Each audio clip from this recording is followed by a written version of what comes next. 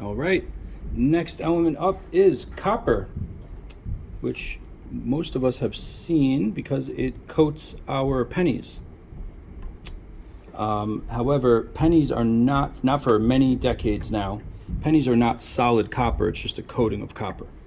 Speaking of copper, so here is a large panel of copper that I have. You can see it's getting a little oxidized, but not as badly oxidized as some other metals get. But here's the test. If I take some steel wool, remember the test for metals is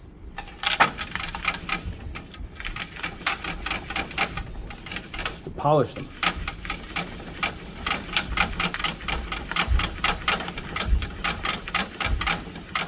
There we go. See that? Nice reddish brown. So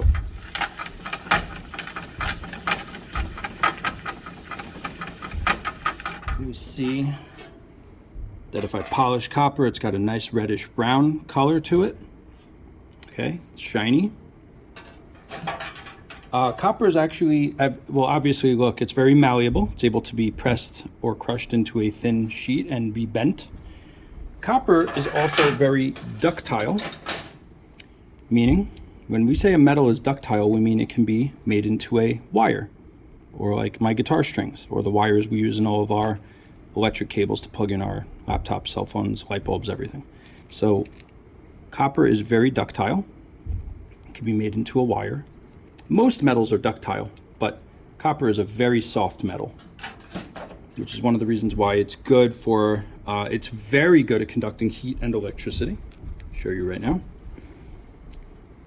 That's why copper pots and pans are expensive, because they heat up right away. Copper is a very good conductor of electricity and heat. Again, it doesn't rust as much as other metals, but you know, I had this piece of copper sitting in some salt, so it did get quite oxidized. Do you notice how when copper rusts, it makes a green color? That's what's on the outside of the Statue of Liberty and other old buildings and churches and things. You'll notice a green coating, and that's actually oxidized copper, which is rusted copper.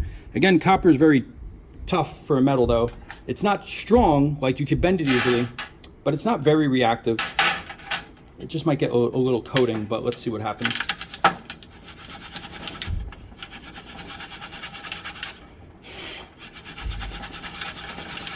I don't want to breathe in the dust.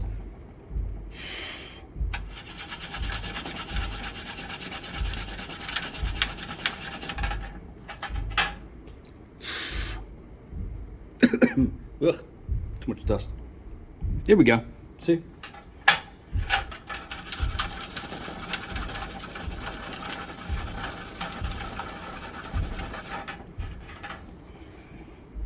See? Shiny copper underneath all that rust. All right? So, copper is very malleable. It's soft. Nice reddish color. Now, let's see something here.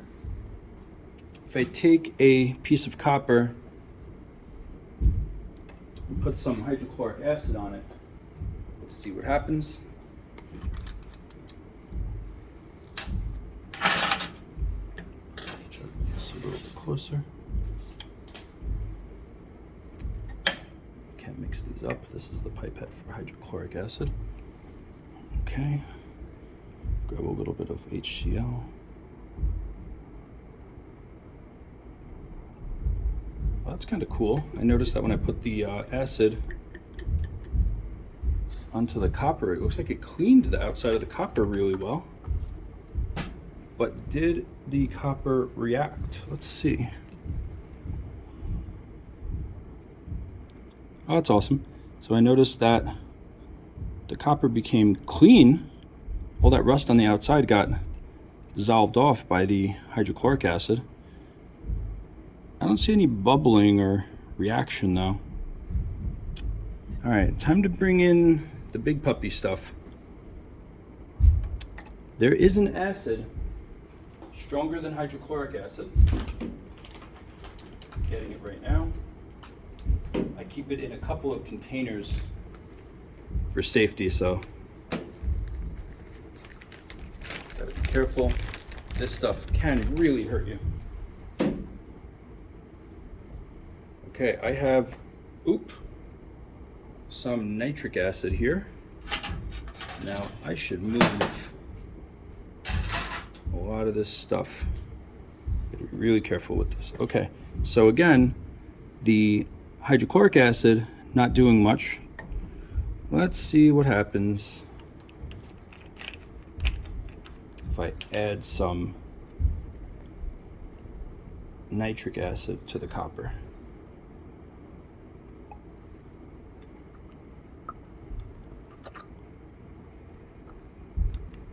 Oof, there it goes. Nitric acid is no joke. I'm even smelling it right now. See what's happening?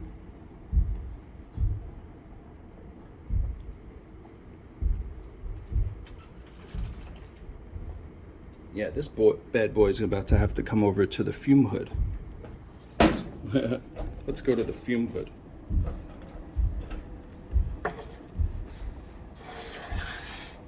Getting angry. There we are. So look at what's going on. The nitric acid is clearly doing something, a whole bunch of something with that copper, because we're getting a greenish blue liquid and a reddish brown gas.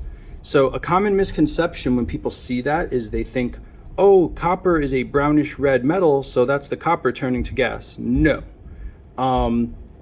That gas is something called nitrogen dioxide. Okay, and that's coming from the nitric acid. The copper is all that blue stuff at the bottom. So I'm going to turn on the fan a little bit because I don't want to breathe in that brown nitrogen dioxide is not nice stuff to breathe in. But there is something kind of cool I can do. Hold on, let me get it ready.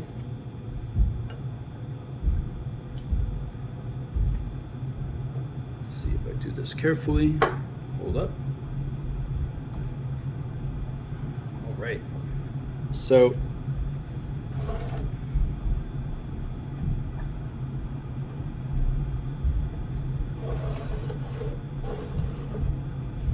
yeah, I don't want to breathe in the nitrogen dioxide, the brown gas.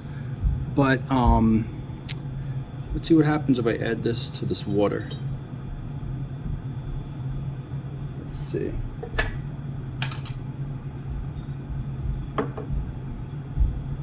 Do you see that bluish color? That's the copper. The copper is getting dissolved in the water, and the copper, once it's dissolved in water, has a nice blue color. That's actually dissolved copper ions. Here, what if I add a little back to this?